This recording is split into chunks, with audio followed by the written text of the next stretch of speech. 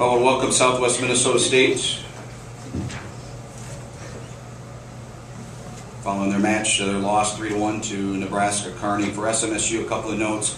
Finishing the season at 27-4 and making their 8th appearance in the NCAA tournament, now 4-8 all-time in NCAA tournament play. The loss for the Mustangs. They had won 17 of their last 18 coming into tonight's match. Our student athletes with us, closest to me is Rachel Westby, and then Brooke Burmeister, and assistant coach Rafton Rignell. So we'll open it up to questions here shortly, but first we'll have Rafton give some opening comments about tonight's match. And speak into the mic then, please. Okay. Well, obviously, tough loss for us tonight. You know, the biggest things that we talked about post-match were, you know, we just didn't have the consistency to make plays, you know, point for point that we need to in order to beat a team like that at this point of the year. We seemed to kind of have little breakdowns here and there, and it kind of went turn for turn as far as, you know, who was going to do it next. You know, we've talked kind of all year about blocking and serving, and we don't feel that those were strong points of our game tonight. You know, we only had 4 blocks to their 12. You know, against a team like Kearney who's got big physical hitters, you know, we need to be able to block the ball, and that was one thing that we struggled at. And then, you know, serving at them aggressively so we can get them out of system enough to be able to force them to push the ball outside to get easy blocks, and you know, we just weren't able to do that. So. All right, thanks. We'll open up to questions now. Again, state your affiliation and your name, and just talk in the mic when the questions are asked to you guys. Thank you.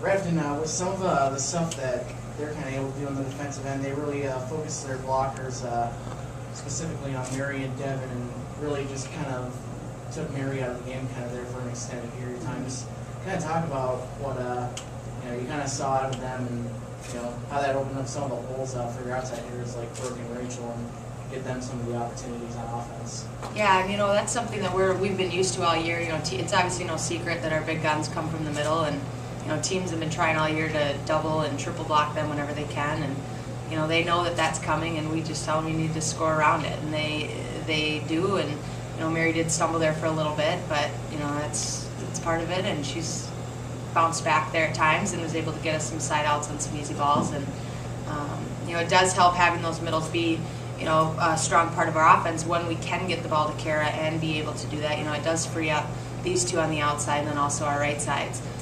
But again, you know, going back to ball control, which is a huge part of our game, you know, that did let down at times, and we were unable to get in system and be able to run Mary and Devin as much as we like to. So we were having to force a couple more balls outside that maybe we would have wanted to, and then, you know, pushing them into a double block. So.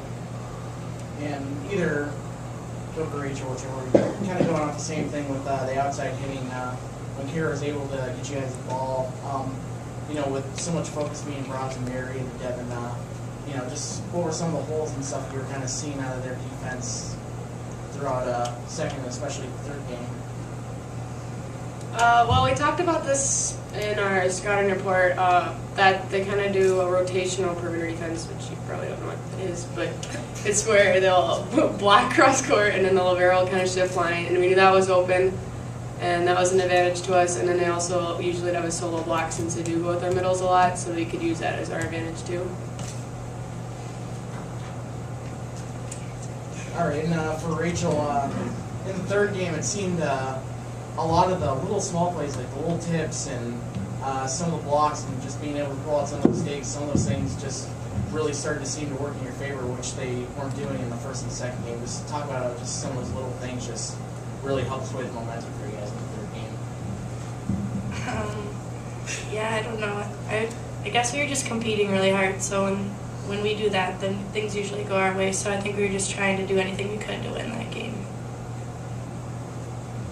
You know, what were some of the keys you kind of focus on with some of their hitters up front? And it looked like in the third game and kind of throughout the game, the digging and just a lot of the defense looked a lot better than what it did last night against Colorado School of Mines. Just, you know, what were some of the things that really just kind of changed from the two nights?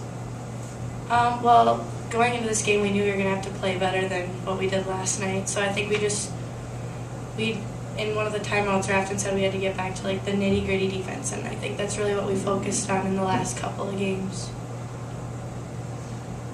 And I'll start with you, Rafton. Obviously, the big thing here is, you know, the NBC with Terry not being here today, and just kind of going through that, and when you kind of found out what had happened and everything, trying to get them prepared. You know, it's kind of tell me what kind of went through your head and trying to get the girls ready and making sure that just kind of focus on tonight instead of, you know, their hearts being out in Sioux Falls for Terry. Yeah, and I definitely know their hearts were out there with Terry, but you know, we talked to him early in the day and just kind of said, hey, you know, the goal hasn't changed. We're still here to win the match tonight, and that's what Terry would have wanted us to do, and they know that. So, you know, we never wanted to use that as an excuse for anything. You know, we still prepared the same. We still, you know, did the same routines that we would do had he been here. You know, as coaches, we still coach the same. We still did everything that we normally do to try to keep the routine as the same for the girls as we can. And you know, I thought that they did respond well to that. And I mean, again, we're never going to use that as an excuse, but you know, we had a good pass and serve and walk through earlier today, and their spirits seemed up, and they were, you know, in good moods, and I think we came ready to play. We just broke down a couple areas defensively. Now, either Brooke or Rachel wants to take this one. Earlier today, you guys did get a phone call from Terry and just kind of giving you an update on his condition, just kind of talking to you guys. What's some of the stuff he told you guys during that meeting? Well, previously in the year, we had a meeting about this actually, and he said that we don't need our coaches to play. We're the people that need to show up to play. We only need 6 people on the court that are physically able to play to have a game, and that they're just there to kind of help us out. So we kind of reflected back on that, saying that since he's gone, nothing's really changed at all. And was it almost kind of a welcome thing to finally just get to game time and just have something to just completely just take your mind out of it in that situation? Or? Well, yeah, and well, obviously we still thought of him during the game, but it was more focused on just the game, and the thought of his well-being is just out of our minds, really. Sure.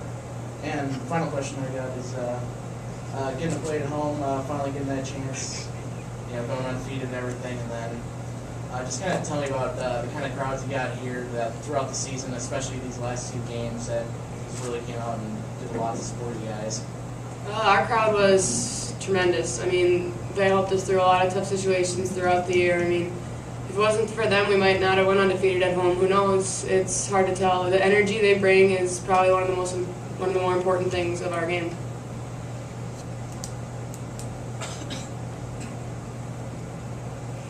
Any other questions? All right. Thanks, guys.